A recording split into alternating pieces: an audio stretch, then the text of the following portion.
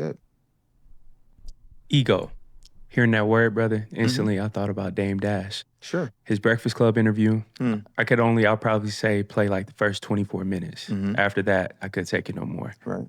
Seeing his ego, right, in Sure. real time and, Right. thinking about as a kid, like seeing him with Hove, Hmm. Rockefeller, killing Yeah. that. And it's Yeah. like you could be from that. And now seeing Hove, how well he's doing, Hmm. Biggs, how well he's doing. Sure. Everybody else that was in that unit Mhm. is doing great. They're still Sure. together except for him. Hmm. How detrimental can it be, especially for young Black entrepreneurs, to not check our egos? Because then you could turn into that older person Yeah. that's still acting like how you were in your 20s. It's such a loaded thing for me, Mhm. right? I think that everyone should have a healthy sense of self. I think self esteem, especially in Black men, has been under attack, as is masculinity. Having said that, I think that Dame Dash is a victim of two things. The first thing is his own hubris. But the second and most overlooked thing is the fact that he's dangerous to the Matrix. Dame was like, we don't need their money. We've got the partnership. We don't need this. There's two schools of thought, and neither are wrong, but one will always make you skyrocket. And that's getting with the palm colored people and having partnerships with the palm colored people. And everybody who has a partnership with the palm colored people seems to be doing just fine. While Dame, even though he won't make the money because he's staying true to himself and he's putting his own money up. And I do agree, you can't call yourself a boss unless you're willing to put up your own money. Everything I've done has been funded from my own money. There's no loan paperwork you're going to find on me other than my student loans, which were paid. So there's a certain level of autonomy that you have, but with that comes a price. And again, I'm not against collaboration. I collaborate with palm colored people all the time, but not ownership in my business. Collaboration, vendors, joint venture partnerships, that's a little bit different. I think Dame has pissed off all the right people in the wrong way. And they don't like the fact that he preached a lot of things that people still don't understand. He's right. You can't give your job to your child. You need to have your own. Look at all the things that he's touched and he's done. You can't take that away from him. And I think that he sometimes runs the same danger that a Dr. And again, this is not me slandering Dr. Umar, but sometimes it becomes about the clips and the sensationalism, and you become a meme as opposed to becoming someone that should be a thought leader, an elder figure, right? And I honestly think that, and again, I can't speak for Dame Dash, but I honestly think a lot of the stuff that happened with him and Hove comes down to how the business was done and who was there collecting. Same person that'll sit, in those same chairs that Dame has sat in, that I've sat in, and say, well, I got to eat. I got to make money. I got to make a living. And it's like, you've never starved a day in your life, Leroy Cohen. You created the 360 deal. But Dame Dash is the bad guy? Nah, because the person they tell you is the bad guy, usually there's a reason they're a bad guy. Marvel said Killmonger's the bad guy. You left a kid in the projects. Mother died in jail. Father was killed by his uncle and abandoned. What does that do to somebody other than create a supervillain origin story? You begin to look at how many things he's saying in between the sensationalism and the pauses and the teeth falling out and the eye patch, and the shenanigans are shenanigans. But once you get past all of that, can you do what TD Jakes says and eat the meat and discard the bones? Why don't we have that same level of disdain for people who disagree with us when they're white? Ben Shapiro was on the Breakfast Club. And this is not me kicking in the back of the Breakfast Club, let me be clear. But if you were to compare and contrast those interviews, they allowed him uninterrupted to flow, even though they disagreed with him, which means everybody in that room, and again, wonderful people in that room, some I've known 20, 30 years, that they can disagree without disrespect, without diminishing, and without trying to fact check every single little thing. But somehow it's a microcosm for how Black people act when one of us becomes successful in a way that they don't think is possible. They got to question it. I've been behind companies that nobody knows I was behind. And I remember one time I had revealed to folks that I was behind a particular company, and they said, well, I don't see a name on the masthead. I said, that's by design. You'll never see my name on the masthead. But here's my paperwork. Why do we have to prove so much to people? Like, we have to run faster, jump higher, spit farther than anybody who's palm colored. And the people we have to do the most proving to look like us. Nobody ever decided to what's the word I want to use? Vet or check Gary Vee. Nobody sat there, and there's been 1,000,001 things that Ben Shapiro has said that have been problematic at best and downright blackophobic, if that's a word. If not, I'm making it. Blackophobic at worst. Yeah, and still he gets all the deference and respect, not somebody that created an era of hip hop. Was going to be Aaliyah's husband. That man doesn't deserve a modicum of respect. You know, and again, I think people choose who they want to disrespect because they think they can. And it's not my job to judge nobody. It's not my job to be the person be like, oh, look at them and how they messed up. I'm not on that. What I am saying is I think that people need to do what George W. Bush said in his last interview, which was this. Lady says to him, Hurricane Katrina happened on your watch. Kanye says you don't care about black people. 9/11 happened on your watch. How do you think your presidency is going to be viewed in retrospect? And George W. Bush, who I got a lot of issues with, No Child Left Behind, the levees breaking, there's a lot of stuff I don't agree with the man about. But he leaned back, cocked his head. He said, you know, history is going to be kinder to me than you're being right now. To that point, I ask you, would you rather have George W. Bush or Donald Trump? There's a lot of people say we take Bush over Trump any day. But what did they do? The same play they ran on Bush, they running on Trump. It's the same thing. When the guy is not the guy that you want it to be, it's okay. Because Joe Biden's racism is completely okay. This is a man that eulogized Robert Byrd, who was an exalted Cyclops in the Ku Klux Klan. This is a man who counted Strom Thurmond as a mentor. This is a man that rubbed elbows with the Clintons. Bill Clinton's wife, Hillary Rodham Clinton, said that she was a Goldwater girl. We all know his complicated history. And we also know that she said Margaret Sanger, a woman who is the mother of eugenics, was her idol. It's the same woman who said we want to bring them to heel. See, we only like the racism when it's a Republican. We don't like the racism when it's Democrat. Then we get excited because she says she's got hot sauce. We get excited because he listens to Despacito or he has a sit down with Vanity Fair with Cardi B. Yeah, nah. We only get mad at certain black people when they're married to white people as long as they're not your forever vice president.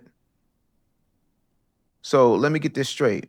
The same mouth that condemned Byron Donalds for being married to a white person is the same mouth that uplifts Kamala Harris for being married to a white man, uplifts Ketanji Brown Jackson for being married to a white man. So they're not sellouts because they're Democrats, but these folks are sellouts because they're Republican. And again, this is not me being pro-Republican, but somebody got called balls and strikes. We already know what's wrong with the Republican Party. They're out of touch. They have a lot of lame conservative Negroes that, and there's a couple that Mikhail Montgomery, Ace Smarts, Topher's dope. Like I can run that Van Hall. Like, and if you don't know these folks, please look them up. They have a lot of folks who are on the come up, but they're not the mainstream folks. The mainstream conservative Negro they ain't really popping. You understand what I mean?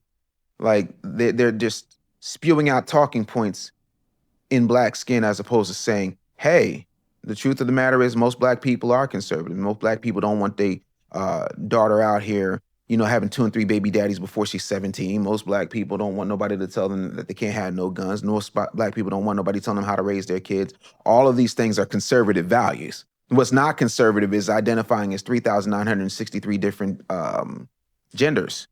Or, you know, like if I were to, and again, not dissing that community, but just from a way we look at things.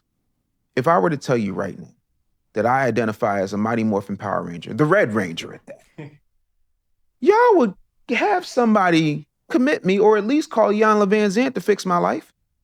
But, we can identify as a cat, and that's normal. We can identify as a person that likes to, do the dill in teddy bear costumes. That's cool. That's what we on. Hey, if it floats your boat, cool. But don't tell me that I have to normalize that and be okay with it. So again, there's a lot of black people who will say that and say that they're not a conservative, but some of your views are, and black people are a lot more conservative. The thing of it is the conservatives haven't shown up in a way for us that has made sense because we've been in bed with Democrats for 60 years. What did LBJ say? I'm gonna have these Negroes voting Democrat for the next 200 years. He famously, allegedly called it the N-word bill. So that's where we are, man. And it's a sin and a shame, but we got to do something different. We really do. Doing something different, right?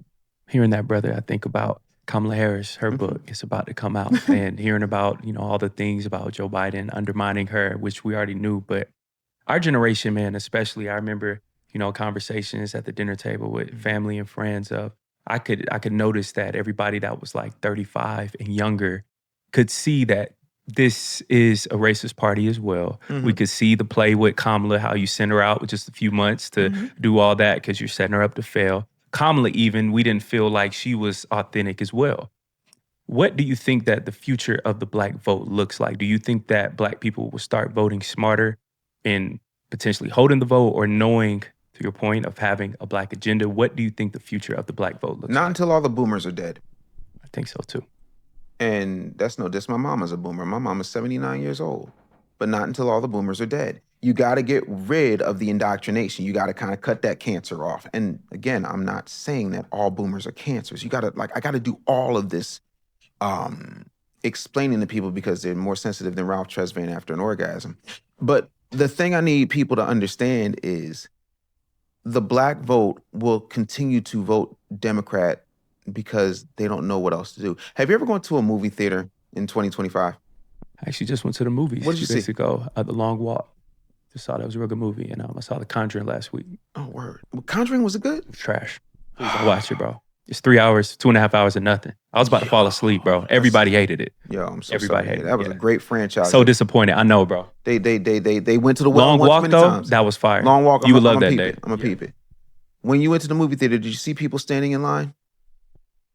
At this one, yes. I can't lie, I did. Yeah. It was You wanna almost know sold why? out. Yeah. Because they've been conditioned to do that since they were babies, and their parents have been conditioned to do that since they were babies.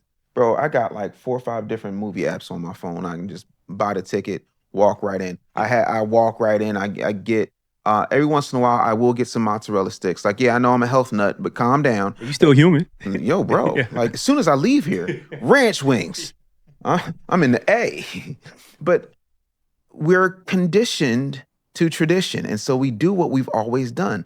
I think the one thing that we make the mistake of is not paying attention to context clues and other things. There's a musical I saw when I was a kid called Fiddler on the Roof. And in that musical, it talks about how people get trapped in tradition.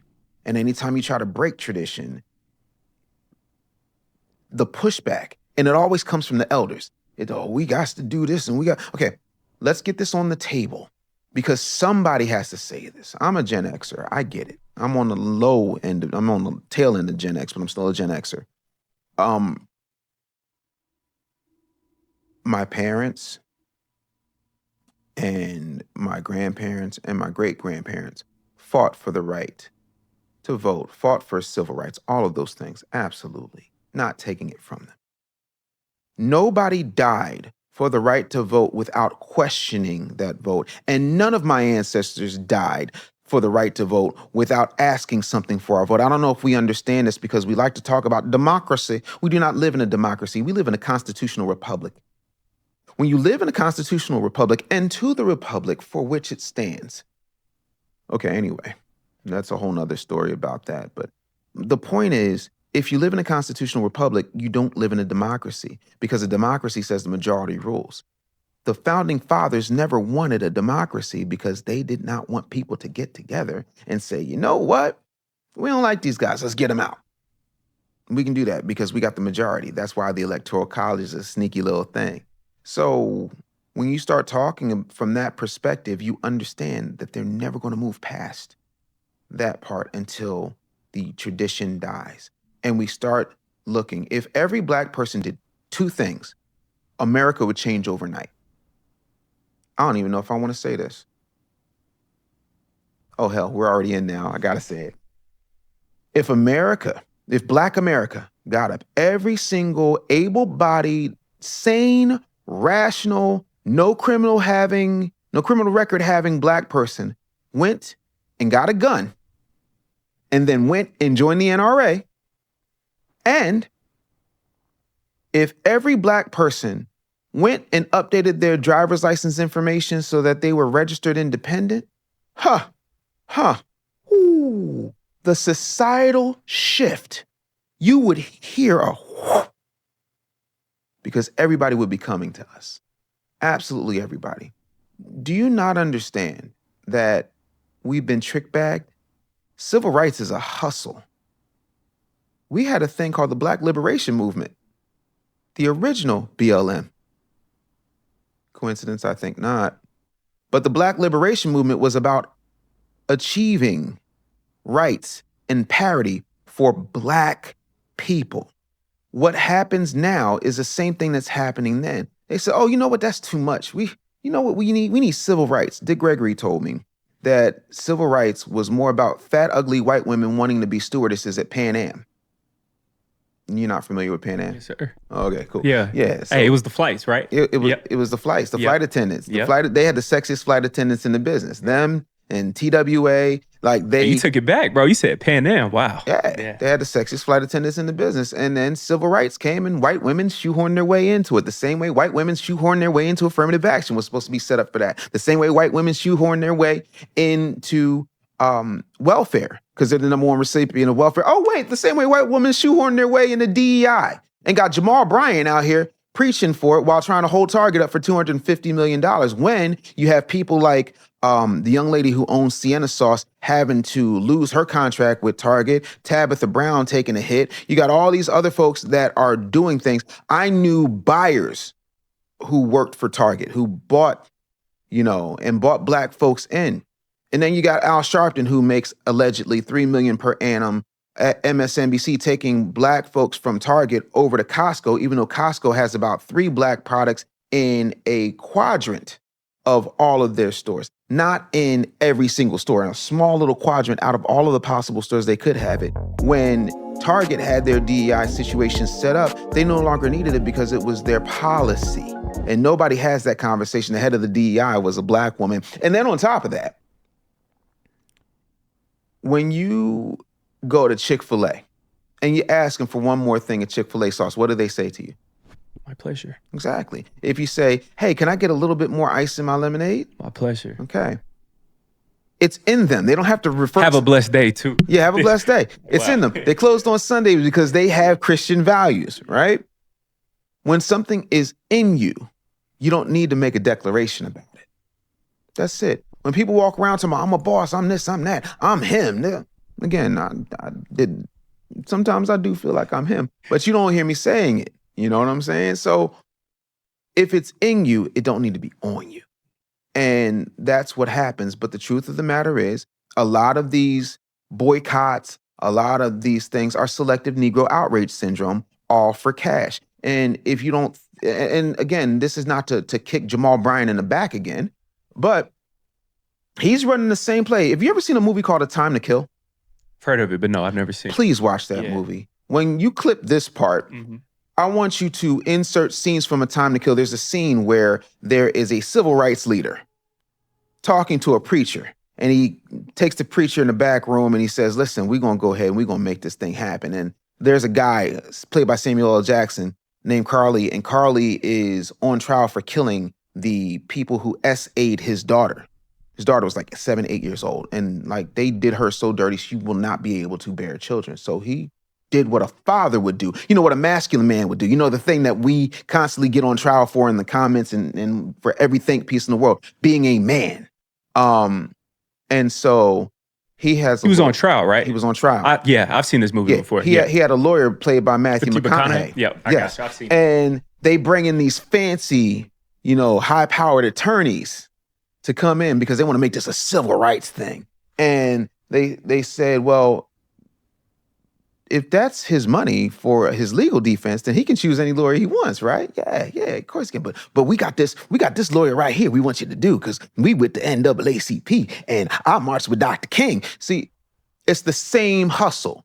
The same way that fictional NAACP branch went to the preacher and then started talking about civil rights and Dr. King and legal defense and got a fancy lawyer to come out, is the same way Jamal Bryant is wheeling out Jesse Jackson talking about DEI and helping illegals. I'm waiting for somebody to tell me how that's wrong. I'm just, again, if I'm wrong, I'll apologize, but did he not wheel out Jesse Jackson? Have you not seen Jesse Jackson hanging there, slunched over, civil rights icon, whether I agree with some of the things he did or not? He's still an icon that needs to be respected. I almost lost my job over Jesse Jackson one time because he stood on business in 2001. Said, we got to get Strom Thurmond out. And my white bosses in North Carolina had a fit. Like, that's the Jesse Jackson I'm with. You know what I mean? But you're using him. And I've seen other people running for different offices, Senate, just having Jesse Jackson sit on the couch while they stand over him. Like, let me try to get some of his mojo. Like, they're siphoning his energy and his credibility because he what? Marched with Dr. King. Coincidence? No. It's the formula. It's like putting together a boy band. You got the big brother type. You got the tough guy. You got the cute one. You got the sweet one. It's a starter pack. It's a starter pack. Like, come on, man. Don't play with me. Yes, sir, brother. Dave, man, you killed this conversation. Probably got like 3 more questions for you, bro. Generational beef. I see that so often. Some days, man, I be going through it because even in like Black media, right? There's so many things that could be updated and changed, whether that's with Black-owned publications and magazines, their media platforms. And I'm like, if they put younger people in positions of power, they can actually change these things for the better. But then to your point, older people, they also have knowledge, previous experiences, all of those things. To your point from earlier, do you think that this older generation should, I don't want to say move around because that could be somewhat disrespectful, but allow room for us to also come in and add our new ideas as well? Is this thing still on? Of course. Okay, good. Older people need to move around because how does a society continue? Exactly. Yeah. Right? There are things you and Sid do. Like when I invested in you guys early on, I didn't do it. I didn't ask for a return. I didn't ask for a piece of your business, did I? Did I stop paying you for editing or anything like that? Never shortchange y'all on money? I didn't do it because I wanted to buy in. I did it because there's going to come a time, and it's coming soon, where I'm going to be old, and I might need a Caleb and a Sid. You understand? Whitney Houston said, I believe the children are our future. Teach them well and let them lead the way. See, when you take away all the pomp and the circumstance, you understand what it is. You know, give them a sense of pride to make it easier. Let their laughter remind us how we used to be. Everybody's searching for a hero. People need someone to look up to. We got to get back to mentorship. Having said that, Proverbs 4:7 says, in all thy getting, get an understanding. Young people need to understand that we're not going to see it the same way. You've seen the first iPhone. Did you see that iPhone 17 reveal? Other than the name, what they got in common? It's the same thing, bro. It's trash. It's, you know what? Yeah. But the computing power on an iPhone 17 compared to that first model, come on, man, stop playing with me. You guys are the new model. Like, watch Men in Black 2. When Will Smith's character goes and gets Tommy Lee Jones' character out of the post office, and he gets his mind back. He was like, no, I remember this part. I drive. He said, no. You drive the old and busted. This is the new hotness, right? Old and busted, new hotness. New hotness. We got to be okay with being old and busted. And the new hotness needs to recognize that there's certain things that experience can teach you, that all the technology, all of the know-how, all of the young, hungry energy you have can't learn. There's an African proverb that says, anytime an elder dies, it's like a library burning down. Amen. Yeah. I never looked up and realized I got a child your age, Caleb. I got a child your age. It's crazy to think about, huh? Like when I think about it, I don't look at you the same way I look at my kid because I'm too close to my kid. But you're in the same generation. You may have her by about maybe 18 months. It's the same thing. Same experiences. You're scratching 30. Yep. One of the best things I ever did was when my daughter was 16 years old. I said, listen, other than going to the bathroom, we ain't leaving this room. I will order you whatever food you want. Show me the Snapchat thing. And she showed me everything about Snapchat, and I wrote a book off of that because I wanted to understand. We have to realize that you're never too old to learn, and you have to realize that you're never too young to teach.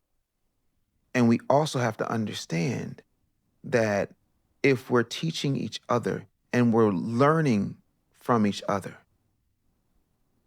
we don't have to love each other in the traditional sense, but we need to cohesively come together. And the one thing that I will say is I'm really nice to my daughters because they're going to decide the retirement community my wife and I wind up in.